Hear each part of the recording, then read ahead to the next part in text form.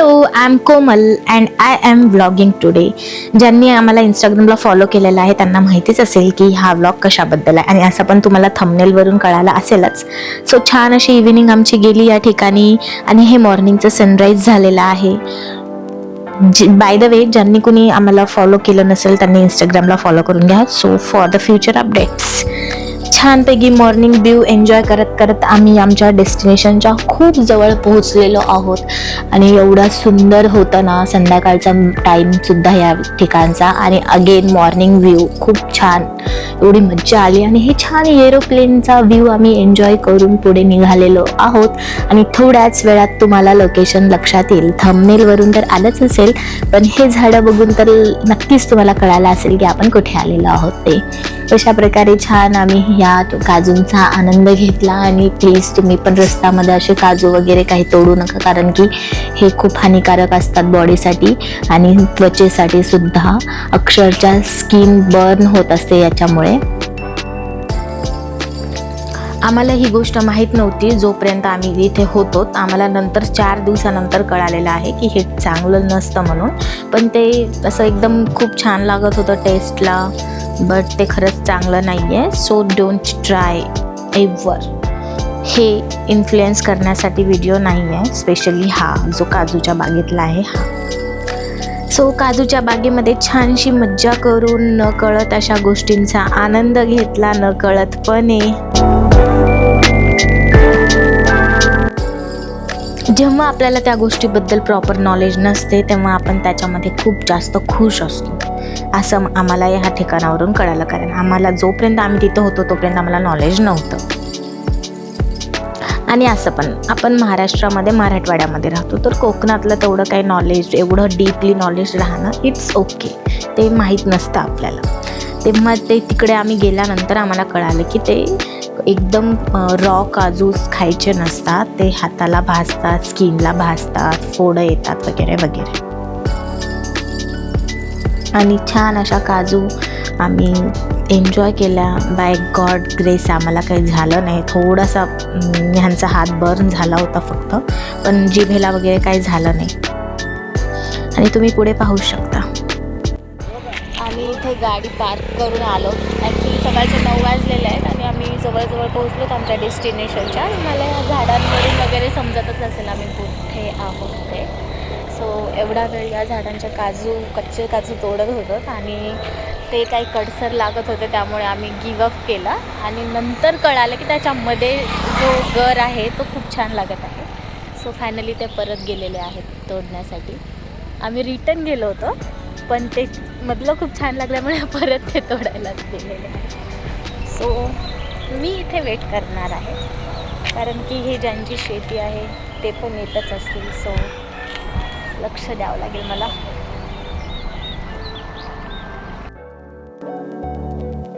आणि हेच जे त्यांच्या हातामध्ये व्हाईट कलरचं दिसते हे खायचं नसतं, आणि हे एवढं डीपली फोडायचं पण नसतं. कधी तुम्हाला दिसले तर हे ट्राय करू नका.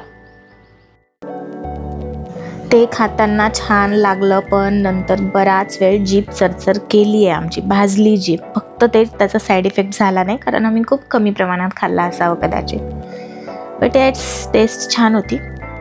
पण करू नका, जस्ट मज्जेसाठी व्हिडिओ आहे हा. इन्फ्लुएन्स होऊ नका या बाबतीत, कारण की मस्त उन्हाळ्याचे दिवस चालू आहेत. मालवणला तुम्ही विजिट कराल, सो डोंट ट्राय इट.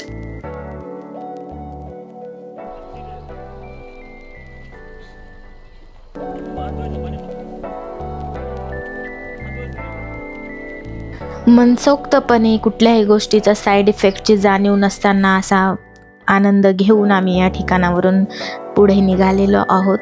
आणि छान आम्हाला हे घाट लागला होता मध्ये. फेमस घाट आहे तिकडे जातानाचा, आंबोली घाट आहे. आणि घाट आता सध्या खूप म्हणजे त्याच्यामध्ये सुधारणा झालेली आहे, म्हणून जेवढा डेंजर होता त्याच्यापेक्षा खूप कमी डेंजर आहे. हे साईडने कडा वगैरे लावल्यात, आधी हेही नव्हत्या 3-4 वर्षापूर्वी. आणि तेवढं काही आता वाटलं नाही डेंजर म्हणून. छान होता घाट. सकाळी एकदम मॉर्निंग व्ह्यू असल्यामुळे खूप सुंदर मज्जा पण आली आमची.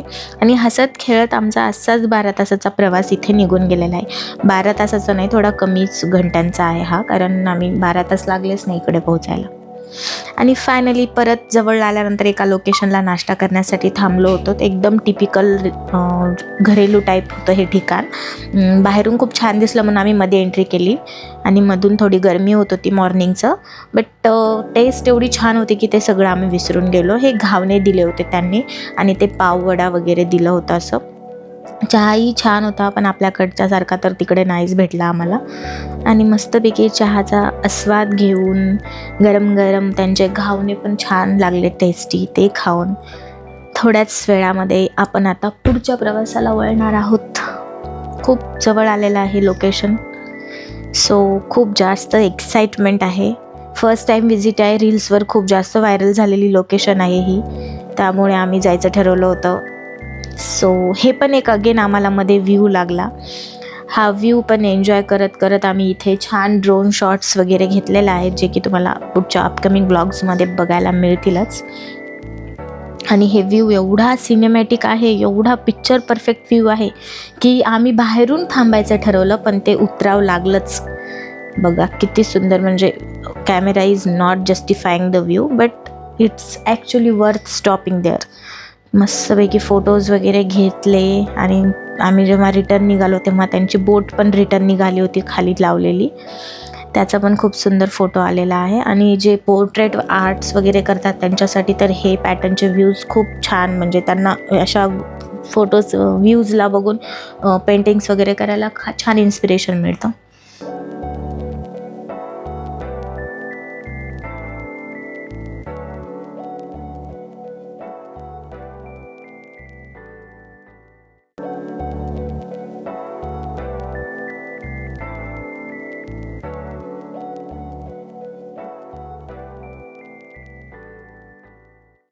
कुठल्या तरी जादुई दुनियेत असल्यासारखे व्ह्यू एन्जॉय करत करत आपण फायनली डेस्टिनेशनवर पोहोचलेलो आहोत. आणि हे आहे थोडंसं त्यामध्ये कुठून तरी जायचं वगैरे चालू होतं. सो आम्ही बीचच्या साईडनं जात होतो, कारण की ते खूप वेगळं डेस्टिनेशन आहे. बीचच्या साईडनं पण रस्ता आहेच त्याला. नंतर फायनली हे प्रॉपर, आता ह्याला बघून तर एकदम कोकणी फील येत आहे. हा व्ह्यू आम्ही आमचं हॉटेल शोधताना लागलेला आहे. आणि रस्ते खूप जास्त निमुळते आहेत, गाड्यांना खूप जास्त प्रॉब्लेम होतो. एक गाडी येताना दुसरी गाडी जाणं पण एवढं अवघड होतं त्या रस्त्यांवरून. पण व्ह्यूज खूप छान असल्यामुळे त्या छोट्या गोष्टी जास्त मॅटर करत नाही. आणि फायनली आपण आपल्या हॉटेल रूममध्ये पोहोचलेलो आहोत. आणि ही आपली रूम आहे, ज्या ठिकाणी आपण 1 दिवसासाठी राहणार आहोत. छान एकदम प्रॉपर अशी, फक्त मिररच्या पुढे लाईट्स कमी असल्यामुळे मिरर लुक मला जास्त घेता आला नाही आहे. आणि सरप्रायझिंग गोष्ट म्हणजे हीच की डोअर ओपन केल्यानंतरच आपल्याला बीच व्ह्यू आहे, सकाळच्या लाटांचा आवाज, मॉर्निंग व्ह्यू, और क्या चाहिए ज़िंदगी में.